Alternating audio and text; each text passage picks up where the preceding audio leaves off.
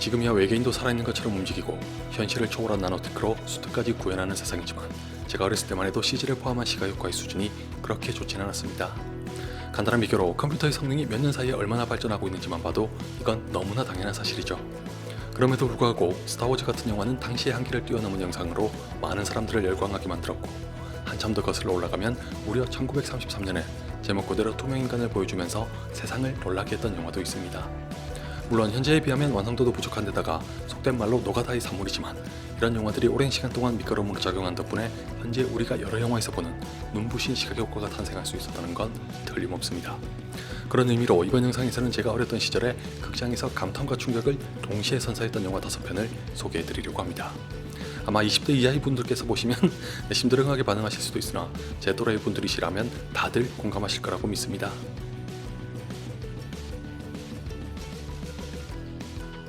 잊을만 하면 꾸역꾸역 살아나서 작년에도 한 편 개봉했으니 여러모로 말이 필요 없는 영화죠.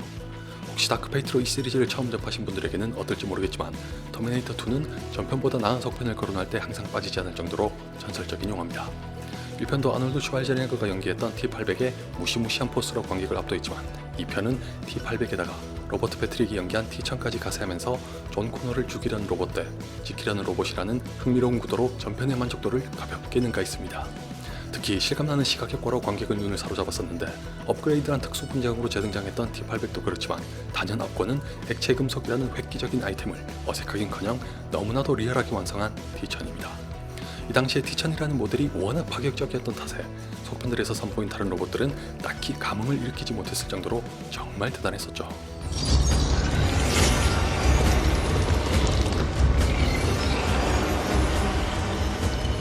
게다가 완벽에 가까웠던 CG로 액체 금속의 특성을 고스란히 살려서 연출한 장면들을 보면 왜 제임스 카메론이 당대 최고의 감독이었는지 알 수 있는데, 개인적으로는 어렸을 때 혼자 보다가 이 장면에서 시쳇말로 지릴 뻔했습니다.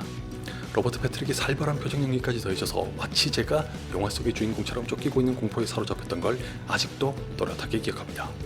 지금 봐도 1990년대에 T-1000 같은 캐릭터를 만들었다는 게 신기할 지경인 이 기술은 사실 예전에도 있었던 롤핑 기법의 일종에다가 제임스 카메론이 전작인 어비스에서 시도했던 시각효과를 더해 발전시켜 성취한 결과물입니다. 덕분에 T-1000은 자신과 접촉한 대상과 똑같이 변신하는 능력까지 마음껏 보여줄 수 있었죠. 그 중에서도 제가 가장 놀랐던 건 정신병원의 바닥에 숨어있다가 나타나는 장면이었는데, 할리우드라고 해서 이렇게까지 가능할 줄은 정말 상상도 못했습니다.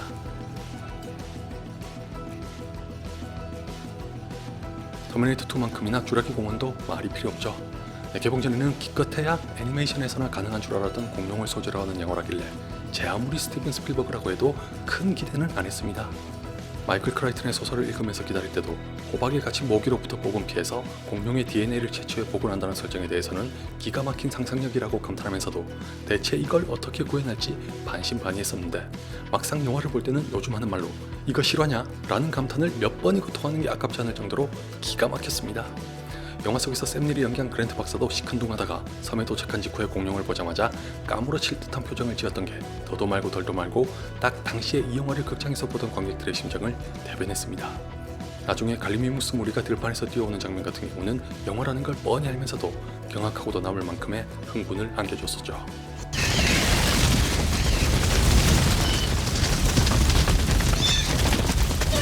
쭈라기 공원에 나오는 공룡들은 움직임도 움직임이지만 피부의 질감까지 생생하게 재현한 게 더 놀라웠는데, 당초에는 스필버그도 CG로는 힘들다고 판단해 스톱모션으로 제작하려다가 샘플을 보고 만족하지 못했던 와중에 충분히 할 수 있다고 자신했던 CG팀이 데모 영상을 제공해 실제로 가능성을 입증하면서 계획을 바꿨다는 건 이제 널리 알려진 유명한 일화입니다. 아울러 애니메트로닉스라고 하는 기법으로 일부의 공룡은 실물 사이즈로 제작해 CG와 조화를 이루면서 더 실감나는 영화를 완성할 수 있었습니다. 참고로 애니메트로닉스를 가지고 공룡을 만든 사람은 터미네이터2부터 프레데터와 아이언맨 등에도 참여한 바 있는 전설적인 특수분장 전문가인 스탠 윈스턴입니다. 안타깝게도 2008년에 작고 있지만 이쪽에 관심이 많으신 분들이라면 앞으로도 종종 이름을 듣게 되실 겁니다.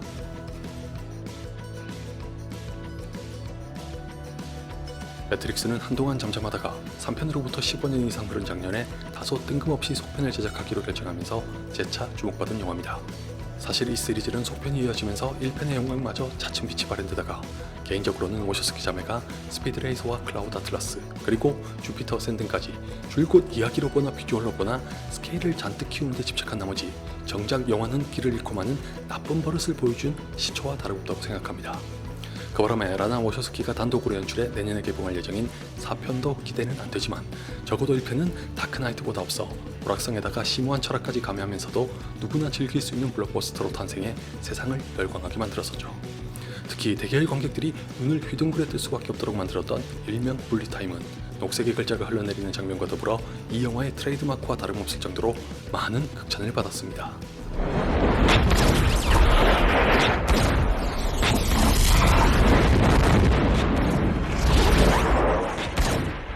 이 효과는 피사체의 주변의 그린스크린과 함께 수십 대의 카메라를 장착한 후에 배우가 연기를 시작하면 극히 적은 시간차로 연사한 이미지에 CG를 입혀 완성합니다.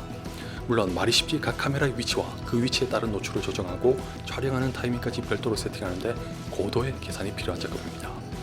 완전히 무에서 유를 창조한 기술은 아니고 360도 카메라까지 나온 지금은 예전처럼 특별하지도 않지만 20세기의 끝자락에서는 그야말로 혁신적인 기술이었죠. 매트릭스는 결국 이렇게 신기한 볼거리까지 제공한 덕분에 일반 관객들 사이에서 열풍이 일었고 덩달아 철학을 비롯한 각 분야의 전문가들이 나서서 각종 책까지 쏟아내 신드롬에 가까운 현상을 일으켰습니다. 아무래도 이제 와서 그렇게 기이한 반응을 다시 재현하는 건 무리겠지만 일단은 매트릭스4가 과연 어떤 영화로 나올지 유심히 지켜보겠습니다.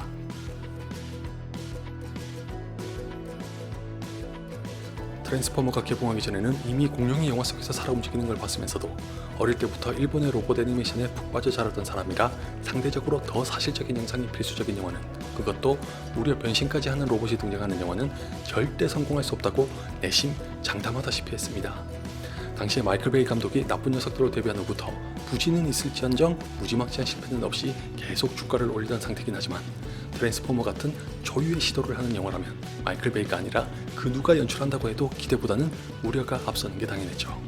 더군다나 제 아무리 할리우드가 흔히 하는 말로 타의 추정을 불허하는 시각효과로 우릴 놀라게 할지언정 변신 로봇이 잠깐 나오는 것도 아니고 주인공과 다름없는 영화를 완성한다는 건 도저히 불가능하게만 보였었는데 참 황당하지만 본편까지 갈 것도 없이 그냥 예고편에서 이 장면을 보고 기절초풍했습니다.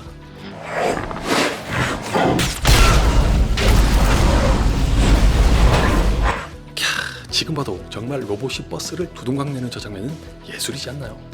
눈으로 직접 확인하기 전까지는 저렇게까지 리얼하게 구현할 줄은 꿈에도 몰랐었기 때문에 절대 성공하기 어렵다고 장담했으나 결과는 여러분이 아시는 그대로입니다.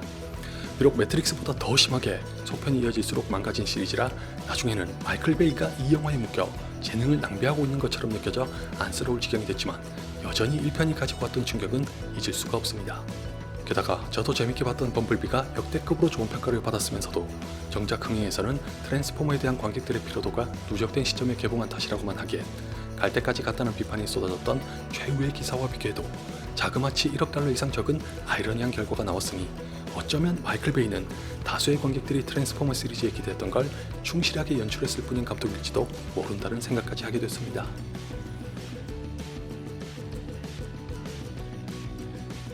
제임스 카메론은 항상 테크놀로지에 지대한 관심을 두면서 새로운 시도를 즐기다가 급기야 아바타로 3D 영화에 도전해 일찌감치 화제를 모았지만 개인적으로는 주라기 공원과 트랜스포머를 기다렸을 때처럼 회의적이진 않았습니다.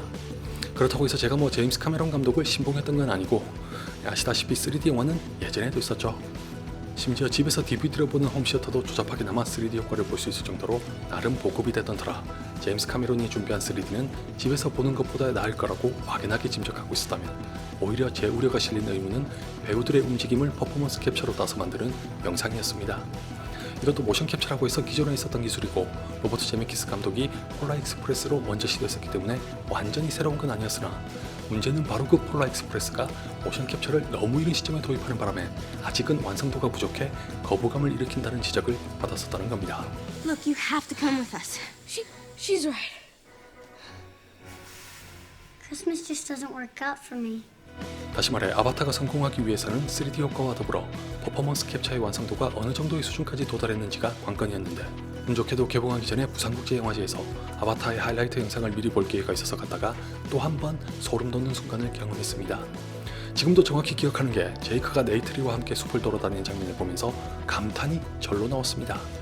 3D 효과는 이전에 봤던 영화들이랑 비교하는 게 거의 모욕일 정도로 신기했고, 퍼포먼스 캡처로 완성한 영상도 인간의 섬세한 얼굴 근육을 완벽하게 표현하지 못하되 한결 자연스러워 보는데 전혀 불편하지 않았었죠.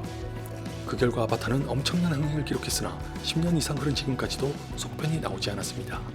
다행히 현재로서는 2022년에 개봉할 예정이긴 한데 너무 많은 시간이 지난 탓에 영화계의 판도까지 바뀌어서 기대가 아주 클 수는 없지만, 과연 제임스 카메론이 이번엔 어떤 영화로 찾아올지 한번 기다려볼까요?